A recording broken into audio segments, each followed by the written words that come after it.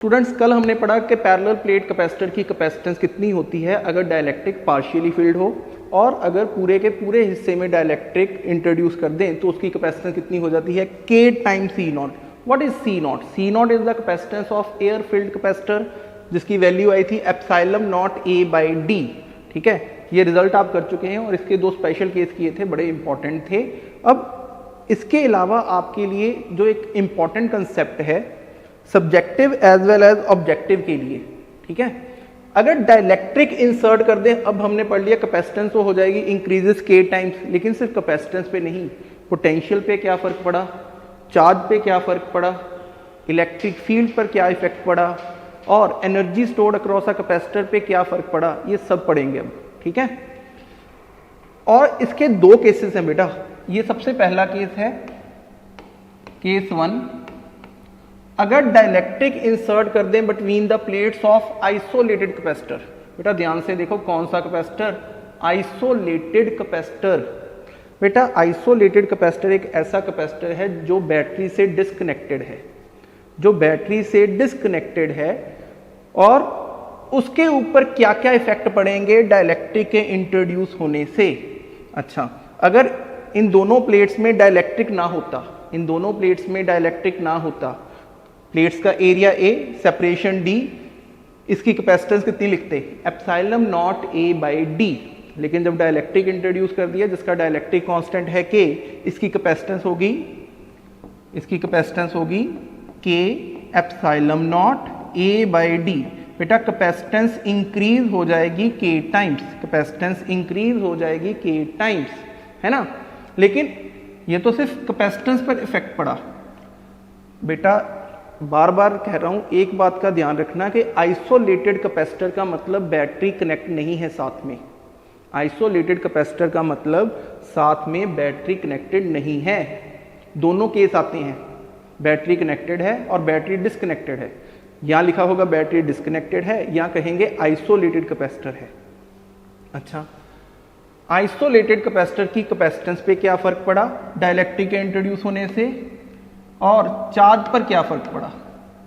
Charge stored across the capacitor, उस charge पे क्या फर्क पड़ा, and effect on potential difference, effect on potential difference, potential difference पे क्या इफेक्ट पड़ा, और फोर्थ पढ़ेंगे effect on electric field, and last effect on energy stored across a capacitor. ठीक है, अब बेटा ये बात तो हमें कल ही पता लगी कि डाइलेक्ट्रिक इंट्रोड्यूस कर दिया, कैपेसिटेंस इंक्रीज हो जाएगी K टाइम्स, कैपेसिटेंस इंक्रीज हो जाएगी K times. So capacitance increases by K times. ठीक है जी, डाइलेक्ट्रिक इंट्रोड्यूस करने की वजह से कैपेसिटेंस इंक्रीज हो गई बाय K टाइम्स। अच्छा, चार्ज पे क्या फर्क पड़ा? अब बेटा चार्ज पर फर्क क्या पड़ेगा, ध्यान से देखना। अगर बेटा ये एक आइसोलेटेड कैपेसिटर है, ध्यान से वर्ड सुनो, आइसोलेटेड कैपेसिटर है और बैटरी इसके साथ कनेक्ट नहीं है, तो बेटा इसके चार्ज पर कभी कोई फर्क नहीं पड़ेगा, इसके चार्ज पर कभी कोई फर्क नहीं पड़ेगा। इसका चार्ज हमेशा Q always remains conserved, Q always remain conserved. ये सबसे इंपॉर्टेंट टर्म है कि अगर एक आइसोलेटेड कैपेसिटर है तो उसका चार्ज हमेशा कंजर्व रहेगा। अगर बैटरी से डिस्कनेक्टेड है कैपेसिटर तो उसका चार्ज हमेशा कंजर्व रहेगा, जितना पहले था उतना ही अब है। ठीक है, तो इसका आंसर क्या हो गया? सेकंड पार्ट का आंसर क्या देंगे? चार्ज पे क्या फर्क पड़ा? Charge remain same, charge remain same अगर ये आइसोलेटेड कैपेसिटर है। आइसोलेटेड कैपेसिटर के चार्ज पर कोई फर्क नहीं पड़ता। ठीक है बेटा, कैपेसिटेंस इंक्रीज हो गई। अच्छा, पोटेंशियल डिफरेंस पे क्या इफेक्ट पड़ा? बेटा याद करो, Q is equals to CV, Q is equals to CV। अगर Q CV के इक्वल है, चार्ज कांस्टेंट है, चार्ज कांस्टेंट है, C और V का प्रोडक्ट भी कांस्टेंट होगा, C और V का प्रोडक्ट भी कांस्टेंट होगा। अगर C और V का प्रोडक्ट कांस्टेंट है, C और V का प्रोडक्ट कांस्टेंट है, तो बेटा अगर कैपेसिटेंस इंक्रीज हुई है, अगर कैपेसिटेंस इंक्रीज हुई है तो पोटेंशियल डिफरेंस डिक्रीज होगा by K times. To make this product constant, so बेटा potential difference decreases by k times, decreases by k times. Capacitance increase हो गई, charge remain same, potential difference decreases by k times. अच्छा, electric field पर क्या effect पड़ा बेटा? Electric field याद करो, Q upon A epsilon not. लेकिन ये बेटा कब थी? ये इलेक्ट्रिक फील्ड तब थी जब दोनों प्लेट्स में डाइलेक्ट्रिक इंट्रोड्यूस नहीं था। डाइलेक्ट्रिक इंट्रोड्यूस करने की वजह से याद करो, हमने क्लास में पढ़ा है इलेक्ट्रिक फील्ड डिक्रीज हो जाती है। सो जो नई इलेक्ट्रिक फील्ड लिखी जाएगी वो लिखी जाएगी Q divided by A epsilon not into K। Q divided by A epsilon not, divide में आ गया बेटा K। इसका मतलब जो नई इलेक्ट्रिक फील्ड है वो डिक्रीज हो गई k टाइम्स। जो नई इलेक्ट्रिक फील्ड है वो डिक्रीज हो गई बाय k टाइम्स। कब? जब डाइलेक्ट्रिक इंट्रोड्यूस किया in between the plates of an isolated capacitor. ठीक है बेटा, so electric field decreases by k times. ठीक है, और बेटा एनर्जी स्टोर्ड, बेटा एनर्जी का फॉर्मूला याद करो, वो फॉर्मूला जिसमें चार्ज जरूर आता हो, Q square divided bye 2C। क्यों बेटा? चार्ज कांस्टेंट है, चार्ज कांस्टेंट है। आइसोलेटेड कैपेसिटर में चार्ज हमेशा कंजर्व रहेगा। अच्छा, Q कांस्टेंट तो Q का स्क्वायर भी कांस्टेंट। इसका मतलब एनर्जी इनवर्सली प्रोपोर्शनल होगी कैपेसिटेंस के, एनर्जी इनवर्सली प्रोपोर्शनल होगी कैपेसिटेंस के। अब बेटा हमें पता है हमारी कैपेसिटेंस इंक्रीज हो चुकी है, कैपेसिटेंस इंक्रीज हो चुकी है। अगर बेटा कैपेसिटेंस इंक्रीज हो चुकी है, इसका मतलब energy stored across a capacitor decreases. So energy stored across a capacitor decreases by k times. So जल्दी से एक बार देख लो दोबारा। अच्छा, अगर एक आइसोलेटेड कैपेसिटर है, अगर एक आइसोलेटेड कैपेसिटर है तो कैपेसिटेंस इंक्रीज हो जाएगी by k times, capacitance increase हो जाएगी बाय k टाइम्स, और charge remain same, charge remain same. Potential difference पे क्या फर्क पड़ा बेटा? Potential difference decreases by k times, electric field decreases by k times, energy stored across a capacitor decreases by k times. बेटा ये तब की बात है जब एक आइसोलेटेड कैपेसिटर है। लेकिन अगर बैटरी कनेक्टेड हो, हमारा सेकंड केस है when battery remains connected. Dielectric तो इंट्रोड्यूस किया ही किया, डाइलेक्ट्रिक तो इंट्रोड्यूस किया, लेकिन बैटरी कनेक्टेड है इस कैपेसिटर के साथ, इस कैपेसिटर जिसका area of plate A, separation D, dielectric introduce किया जिसका डाइलेक्ट्रिक कांस्टेंट K, इन कैपेसिटर की प्लेट्स के साथ बैटरी कनेक्टेड है जिसका पोटेंशियल डिफरेंस है V, जिसका पोटेंशियल डिफरेंस है V। बेटा जब बैटरी कनेक्टेड हो, जब आइसोलेटेड कैपेसिटर हो, हमने कहा चार्ज कांस्टेंट रहेगा। अगर बैटरी कनेक्टेड है तो इस कैपेसिटर के अक्रॉस पोटेंशियल डिफरेंस कांस्टेंट रहेगा। क्या कांस्टेंट रहेगा? पोटेंशियल डिफरेंस कांस्टेंट रहेगा। कुछ भी हो लेकिन पोटेंशियल डिफरेंस में कोई चेंज नहीं आएगा। और कितना पोटेंशियल डिफरेंस होगा? जो बैटरी का पोटेंशियल डिफरेंस है बेटा। अगर बैटरी कनेक्टेड है, अगर कैपेसिटर के साथ बैटरी कनेक्टेड है, ठीक है, तो बेटा कैपेसिटेंस पे क्या फर्क पड़ा? अच्छा, कैपेसिटेंस तो इंक्रीज हो गई by k times, capacitance increases by k times. अगर डाइलेक्ट्रिक इंट्रोड्यूस कर देंगे तो कैपेसिटेंस इंक्रीज हो गई बेटा k टाइम्स, कैपेसिटेंस इंक्रीज हो गई k टाइम्स। चाहे आइसोलेटेड कैपेसिटर है, चाहे कैपेसिटर के साथ बैटरी कनेक्टेड है, दोनों ही केसेस में कैपेसिटेंस इंक्रीज होगी बाय k टाइम्स। ठीक है बेटा। अच्छा, चार्ज पे क्या फर्क पड़ा बेटा? अब बैटरी अगर कनेक्टेड है, potential difference remain constant, potential difference remain constant.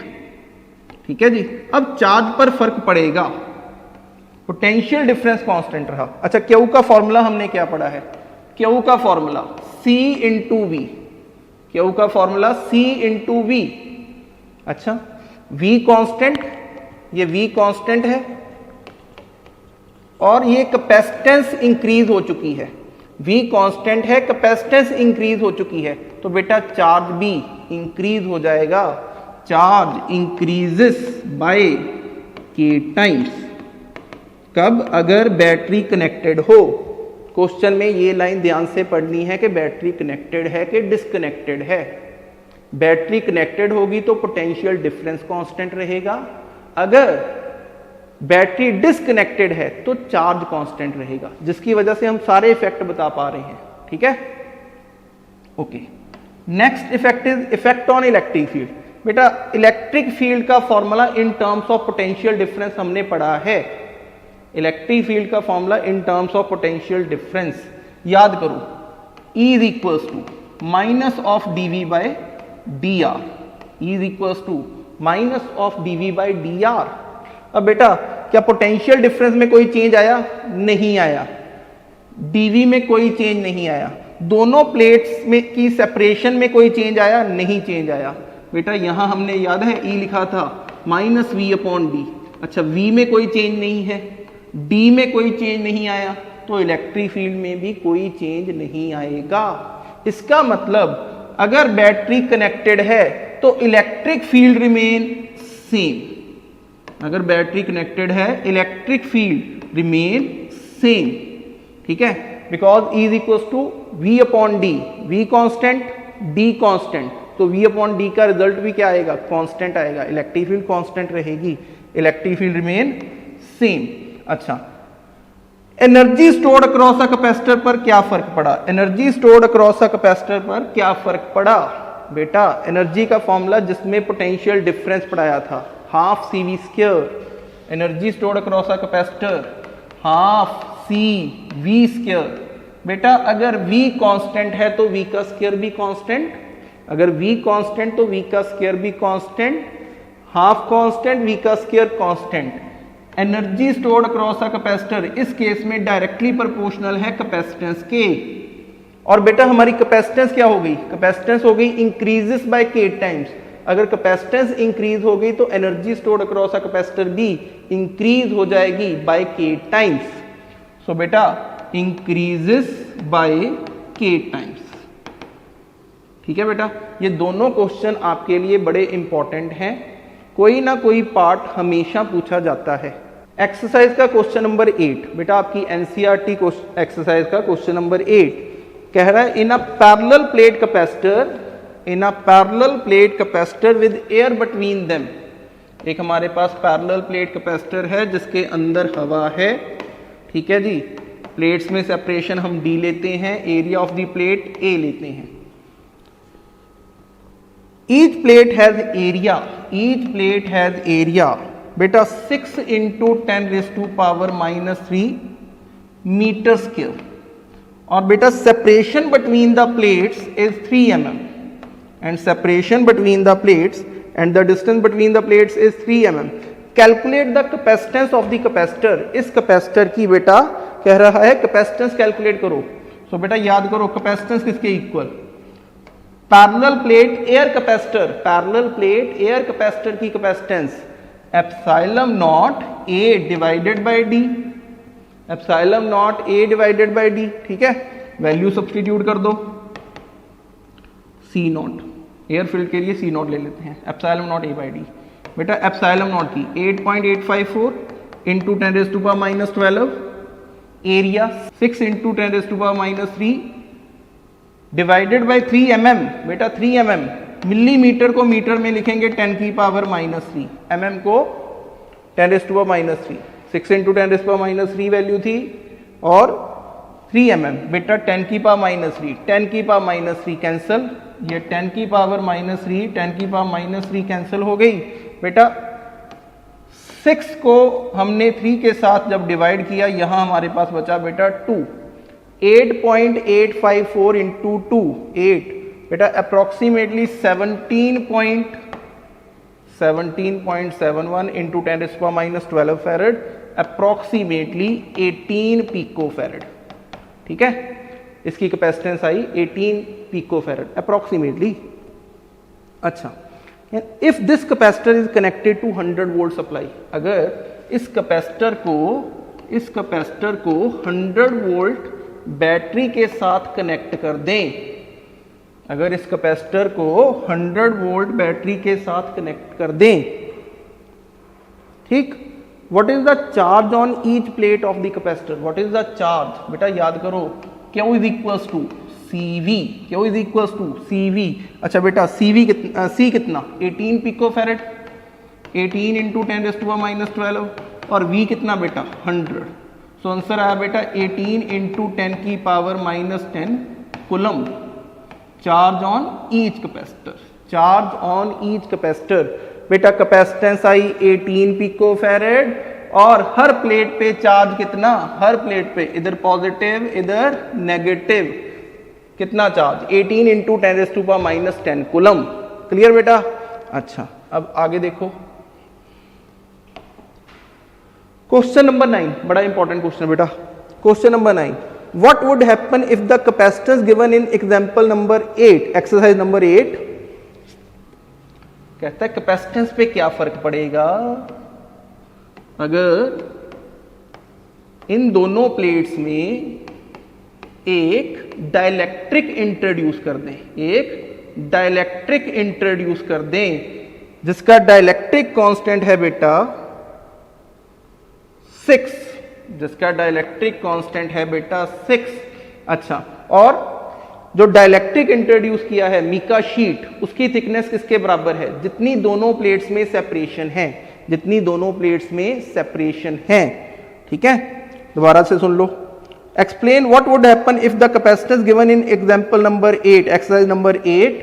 बेटा ये पिछला क्वेश्चन जिसकी कैपेसिटेंस हम निकाल चुके हैं, इसकी कैपेसिटेंस आई है जब इसके अंदर सिर्फ हवा थी, C0 18 पिकोफैरेड। कह रहा है अगर इन दोनों प्लेट्स में एक डाइलेक्ट्रिक इंट्रोड्यूस कर दें, डाइलेक्ट्रिक क्या लिया है बेटा उसने, थिक मिका शीट जिसकी थिकनेस है 3 mm। बेटा इन दोनों प्लेट्स में सेपरेशन भी कितनी थी 3 mm, और उसकी थिकनेस भी कितनी है 3 mm। मतलब डाइलेक्ट्रिक दोनों प्लेट्स में पूरे के पूरे हिस्से में इंट्रोड्यूस किया गया है। ठीक है, while the voltage remain connected, voltage remain connected, battery connected है, बैटरी कनेक्टेड है। बेटा आ गया ना क्वेश्चन बैटरी का, बैटरी थी 100 वोल्ट की, बैटरी थी 100 वोल्ट की।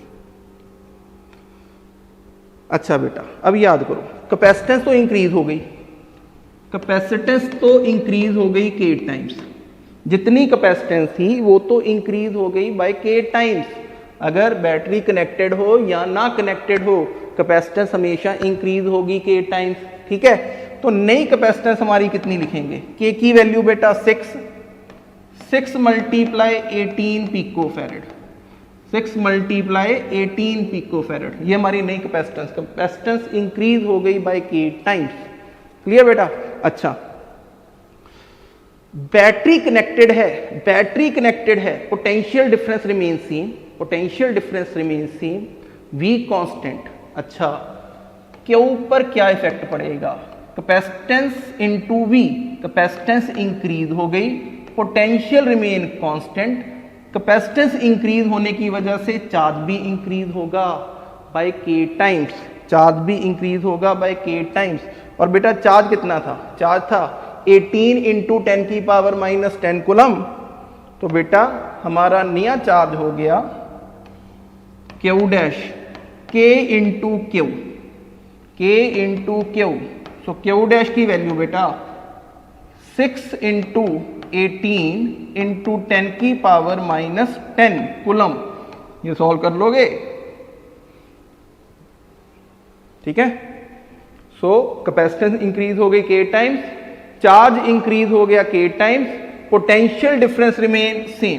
V डैश की वैल्यू कितनी, V that is 100 volt, potential difference में कोई चेंज नहीं आया, कैपेसिटेंस इंक्रीज हो गई k टाइम्स, चार्ज इंक्रीज हो गया k टाइम्स। कब? जब बैटरी कनेक्टेड थी, जब बैटरी कनेक्टेड थी। अच्छा, इसका ही दूसरा पार्ट, अगर बैटरी डिस्कनेक्टेड हो, बेटा part B, if battery is disconnected, capacitance की प्लेट, कैपेसिटर की प्लेट्स में डाइलेक्ट्रिक इंट्रोड्यूस किया है, लेकिन डाइलेक्ट्रिक इंट्रोड्यूस के करते करते बैटरी को भी रिमूव कर दिया।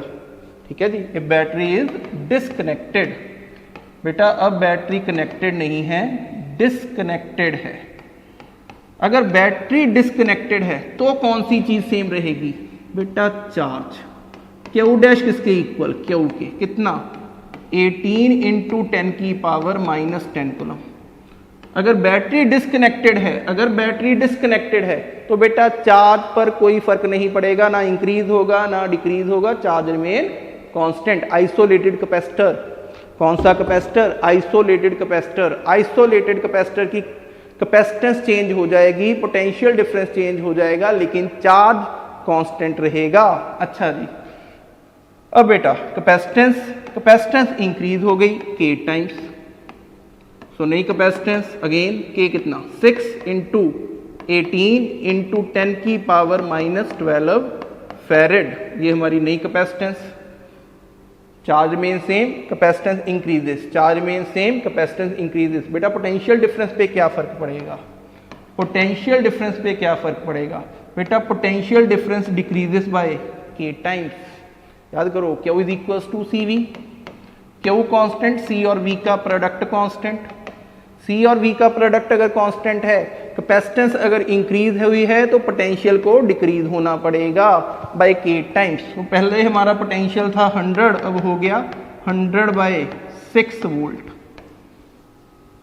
क्योंकि डायलेक्ट्रिक कांस्टेंट कितना है 6।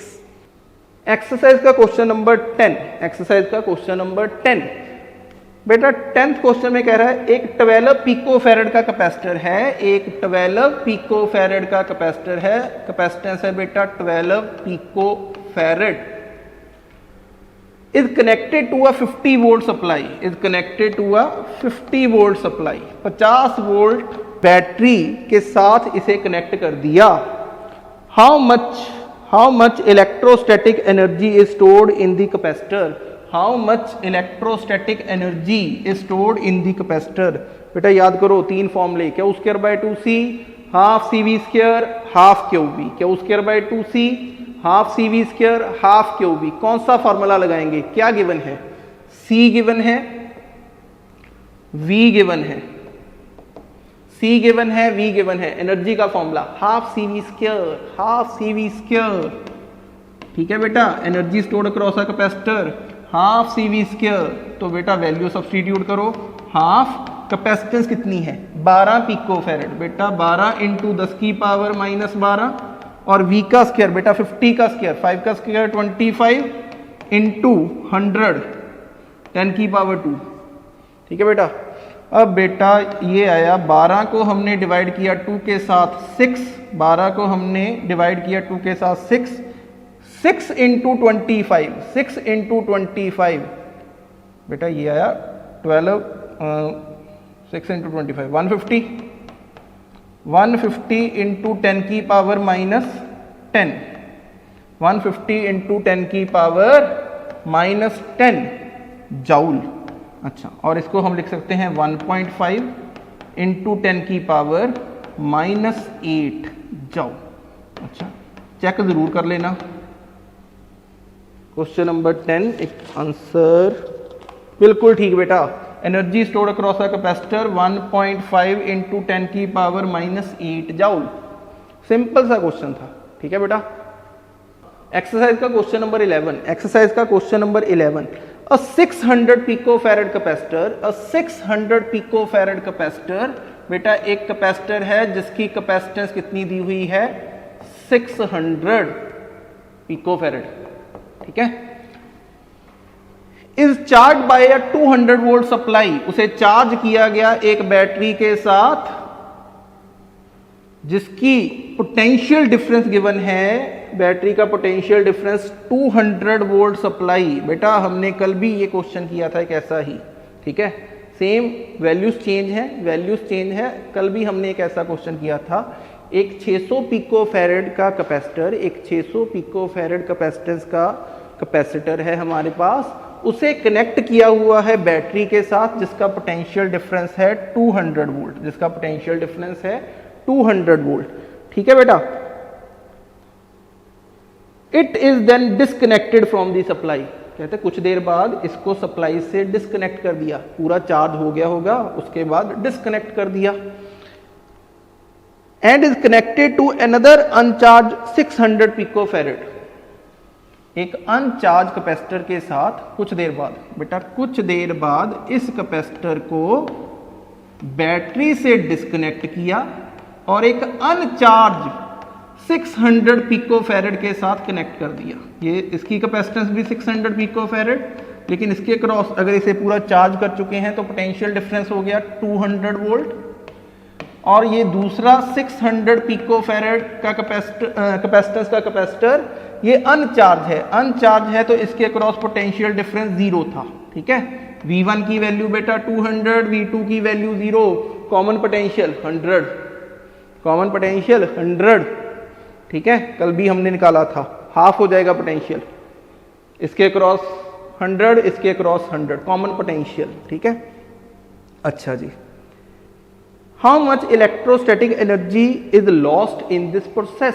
इस प्रोसेस में पहले इस कैपेसिटर को चार्ज किया 200 वोल्ट बैटरी के साथ, चार्ज करने के बाद डिस्कनेक्ट करके एक अनचार्ज कैपेसिटर जोड़ दिया, तो बेटा कितनी एनर्जी का लॉस हुआ इस पूरे प्रोसेस में। How much electrostatic energy is lost in this process, कितनी एनर्जी का लॉस हुआ बच्चा। लॉस ऑफ एनर्जी अगर दोनों की कैपेसिटेंस इक्वल हो, ठीक है, याद करो लॉस ऑफ एनर्जी हमने पढ़ा क्या था, 1/2 C1 into C2 V1 minus V2 का whole square divided by C1 plus C2। ठीक है, और बेटा C1 और C2 तो इक्वल हैं, दोनों ही 600 पिकोफैरेड। ठीक है जी, और V1 की वैल्यू 200,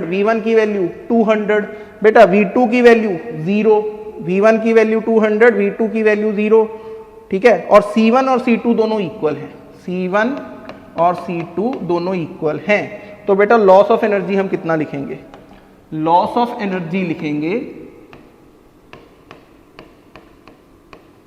बेटा 1/2 C इंटू C स्क्वायर, नीचे बेटा C प्लस C 2C, और बेटा V1 माइनस 0 का स्क्वायर V1 का स्क्वायर। ठीक है, फॉर्मूला हमारे पास आ गया। अच्छा, ये C के साथ C का स्क्वायर कैंसिल, ये C के साथ C का स्क्वायर कैंसिल, सो आया हमारे पास 1/4 into C V square, V1 का स्क्वायर। ठीक है, वैल्यू सब्स्टिट्यूट कर दो बेटा, 1/4 कैपेसिटेंस थी 600 पिकोफैरेड, 600 इंटू 10 की पावर माइनस 12।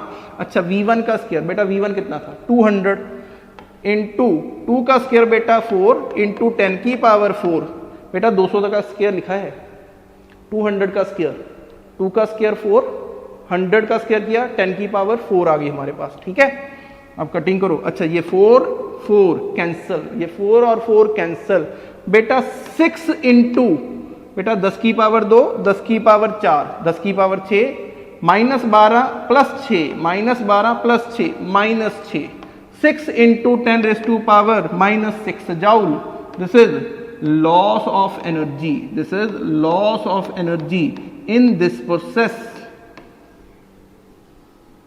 इस पूरे प्रोसेस में एनर्जी का जितना लॉस हुआ। क्लियर है बेटा, आगे चलें। अच्छा, एक क्वेश्चन हमने पीछे छोड़ा था, कहा था बाद में करेंगे, आ जाओ उस क्वेश्चन पे अब। अच्छा, ये बेटा आपकी एडिशनल एक्सरसाइज का क्वेश्चन है, ये आपकी एडिशनल एक्सरसाइज का क्वेश्चन है और बड़ा इंपॉर्टेंट है, बड़ा ही इंपॉर्टेंट है। ठीक है बेटा, 300 वोल्ट की बैटरी लगी हुई है, एक कैपेसिटर यहाँ है, 2 कैपेसिटर यहाँ है, चौथा कैपेसिटर यहाँ है। क्या क्या कैलकुलेट करना है, इक्विवेलेंट कैपेसिटेंस पता करनी है, चार्ज ऑन ईच कैपेसिटर पता करना है, potential drop across each capacitor पता करना है। ठीक है बेटा, हमें क्या क्या कैलकुलेट करनी है, चीज़ें पता लग गया। इक्विवेलेंट कैपेसिटेंस पता करनी है, हर कैपेसिटर पर चार्ज कितना है वो पता करना है, और potential difference across each capacitor पता करना है। सो चलो बेटा ज़रा ध्यान दें, याद है ऐसे क्वेश्चन कैसे करते हैं। बैटरी ने चार्ज को एनर्जी दी, चार्ज मूव करना शुरू कर दिया। ठीक है बेटा, इस पॉइंट पर जाकर चार्ज कितने हिस्सों में डिवाइड होगा। सर जी 2 पार्ट में, Q1 गया ऊपर और Q2 गया इस साइड। ये Q1 इसमें से पास होकर आ गया, और Q2 इन दोनों कैपेसिटर में से पास होकर यहां आया। अब इस पॉइंट के बाद टोटल चार्ज कितना लिखूं बेटा, Q1 प्लस Q2 किसके बराबर, Q के, ठीक है। और बैटरी के पास इस चौथे कैपेसिटर में से होकर, इस C4 कैपेसिटर में से होकर वापस आ गया। तो बेटा हमें पता लगे कौन कौन से सीरीज में और कौन कौन से पैरेलल में, ठीक है बेटा। अब इन दोनों कैपेसिटर में से सेम चार्ज ट्रेवल हुआ, सेम चार्ज कितना, Q2, इन दोनों कैपेसिटर में से सेम चार्ज ट्रेवल हुआ। सो ये दोनों कैपेसिटर क्या हुए आपस में, सीरीज में, ये दोनों कैपेसिटर क्या हुए, सीरीज में। तो बेटा इन दोनों का सीरीज का रिजल्ट क्या लिखेंगे, जिसको मैं लिख लूं C23, बेटा दोनों की कैपेसिटेंस सेम है, दोनों की कैपेसिटेंस सेम है, तो C23 किसके इक्वल आया बेटा, ये आया 200 डिवाइडेड बाय 2, बेटा C डिवाइडेड बाय N, कौन सा फॉर्मूला लगाया, CS is equals to C divided by N। दो कैपेसिटर थे, दोनों की कैपेसिटेंस 200 पिकोफैरेड 200 पिकोफैरेड, ठीक है। सो इन दोनों का सीरीज कॉम्बिनेशन हमारे पास आ गया 100 पिकोफैरेड। इस सेकंड और इस थर्ड कैपेसिटर का सीरीज कॉम्बिनेशन हमारे पास आ गया 100 पिकोफैरेड, ठीक है बेटा। अच्छा, मतलब इन दोनों की जगह पर हम एक कैपेसिटर लिख सकते हैं, इन दोनों की, अच्छा ऊपर कितना था 100 पिकोफैरेड, और इन दोनों की जगह पर भी कितना लिख लिया बेटा, दोनों का सीरीज कॉम्बिनेशन आया C23, ये C1 है, ये C23 की वैल्यू भी आई 100 पिकोफैरेड, ठीक है। और यहां एक फोर्थ कैपेसिटर कनेक्टेड है, इसमें से चार्ज ट्रांसफर हुआ Q1, इसमें से Q2, और यहां से चार्ज ट्रांसफर हुआ Q, ठीक है। और फिर बैटरी के पास वापस आया 300 वोल्ट की बैटरी, ठीक है। और इसकी कैपेसिटेंस है 100 पिकोफैरेड, ठीक है। इतनी थी ना, चेक कर लें। अच्छा एक मिनट, यहां Q2 इधर Q1, सो बेटा इसको लिखो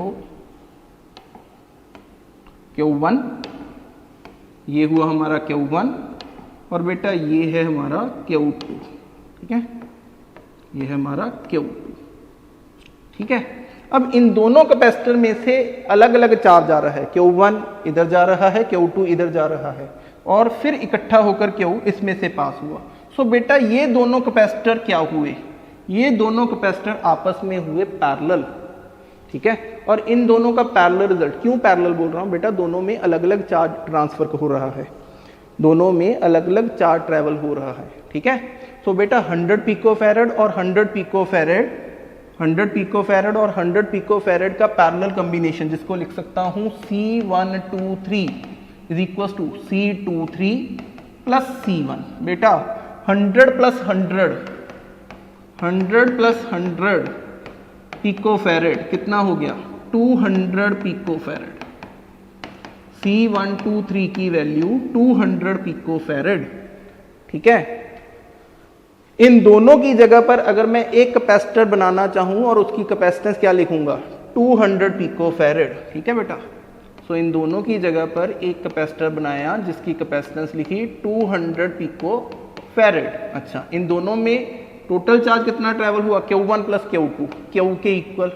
अच्छा, इस C4 कैपेसिटर में ये कितने इक्वल है, C123, जैसे C123 की वैल्यू C123 200 पिकोफैरेड, और ये C4 ये भी कितना है 100 पिकोफैरेड, ठीक है। और बैटरी यहां कनेक्टेड थी कितने वोल्ट की, 300 वोल्ट की। सो बेटा इसमें से भी Q चार्ज ट्रांसफर हुआ और इसमें से भी Q चार्ज ट्रेवल हुआ। तो टोटल दोनों कैपेसिटर्स में से अब हम कह सकते हैं कि इन दोनों कैपेसिटर में सेम चार्ज ट्रेवल हो रहा है। तो अगर सेम चार्ज ट्रेवल हो रहा है तो ये दोनों आपस में क्या हुए, सीरीज में हुए। तो बेटा इन दोनों का सीरीज कॉम्बिनेशन क्या लिखेंगे, इन दोनों का सीरीज कॉम्बिनेशन लिखेंगे CS is equals to C123 into C4 divided by C123 into C4। बेटा 200 इंटू 100 डिवाइडेड बाय 300, तो बेटा आया 200 divided by 3 pico farad equivalent capacitance, equivalent capacitance. ठीक है बेटा। सो इस सर्किट की और इस सिस्टम की हमारे पास, इस सिस्टम की हमारे पास इक्विवेलेंट कैपेसिटेंस। अगेन बेटा ये दोनों सीरीज में, ये दोनों सीरीज में, इसके साथ पैरेलल, ये दोनों सीरीज में इसके साथ पैरेलल। ठीक है। इन दोनों का इक्विवेलेंट मतलब इन तीनों का इक्विवेलेंट इसके साथ सीरीज में, C1 2 3 और C4 आपस में सीरीज में। ठीक है। C2 और C3 सीरीज में, C2 और C3 सीरीज में, इन दोनों का रिजल्ट C1 के साथ पैरेलल, इन दोनों का रिजल्ट C1 के साथ पैरेलल। अच्छा, ये इनका कॉम्बिनेशन जैसे लिखा C1 2 3, C1 2 3, C1 2 3 C4 के साथ सीरीज में, C1 2 3 C4 के साथ सीरीज में। ठीक है। ये C1 2 3 इस C4 के साथ बेटा सीरीज में। ठीक है जी। तो सीरीज का रिजल्ट लिखा 200 डिवाइडेड बाय 3 पिको फैरेड। अच्छा, अब चार्ज कैलकुलेट करना और पोटेंशियल डिफरेंस कैलकुलेट करना आपका होमवर्क, अगर नहीं हुआ तो मैं करवाऊंगा। तो चलो बेटा, अब नेक्स्ट जितना भी टॉपिक हम कंप्लीट करेंगे नेक्स्ट लेक्चर में। बेटा अब रिमेनिंग टॉपिक नेक्स्ट लेक्चर में।